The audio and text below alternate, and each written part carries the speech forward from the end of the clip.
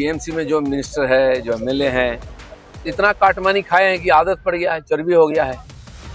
पश्चिम बंगाल में चुनाव से पहले सियासी माहौल लगातार गर्माता जा रहा है।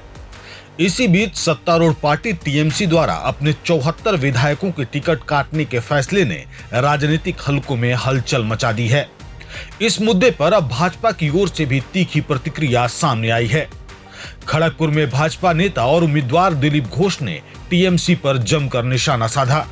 उन्होंने आरोप लगाया कि टीएमसी के कई विधायक और मंत्री कट मनी की राजनीति के आदी हो चुके थे और अब टिकट कटने के बाद असंतोष बढ़ रहा है।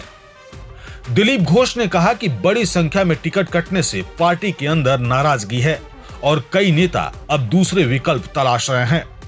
उनका दावा है कि टीएमसी के कई नेता और कार्यकर्ता भाजपा के संपर्क में हैं और चुनाव लड़ने के लिए टिकट की मांग कर रहे हैं।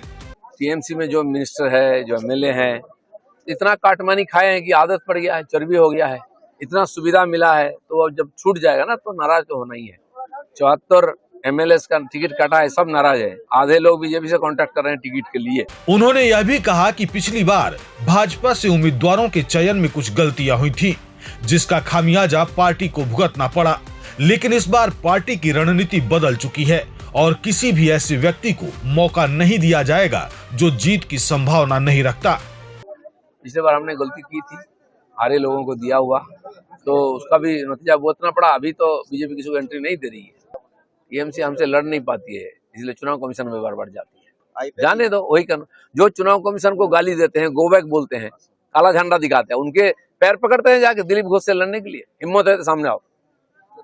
बीजेपी का जो इमेज है, बीजेपी का जो एडमिनिस्ट्रेशन चलाने का जो अनुभव है, पूरा देश में हम 20 राज्यों में कर रहे हैं, उसके लिए लोग बीजेपी को चुनेंगे। देख लिया टीएमसी को, अब टेस्टेड हो गया, अब रिजेक्टेड हो जाएगा। जैसा सीपीएम कांग्रेस का हाल हुआ, उससे बदतर हाल होगा टीएमसी का। इस चुनाव से शुरू हो जाएगा, परिवर्तन हो जाएगा। टीएमसी के 74 विधायकों के टिकट काटने के फैसले को राजनीतिक विश्लेषक एक बड़े संगठनात्मक बदलाव के रूप में देख रहे हैं। माना जा रहा है कि पार्टी इस बार नए चेहरों और मजबूत उम्मीदवारों के साथ चुनावी मैदान में उतरना चाहती है ताकि एंटी इनकम्बेंसी को कम किया जा सके। हालांकि भाजपा के आरोपों और दावों पर टीएमसी की ओर से अभी तक कोई आधिकारिक प्रतिक्रिया सामने नहीं आई है, लेकिन यह साफ है कि चुनाव से पहले इस तरह के बयान और फैसले राज्य के राजनीति को और अधिक गरमाने वाले हैं।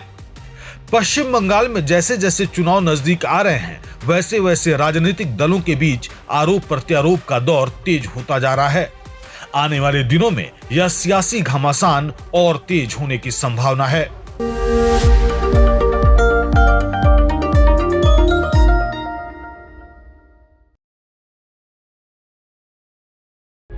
प्रभातखबर.com, विश्वास वही, रफ्तार नहीं।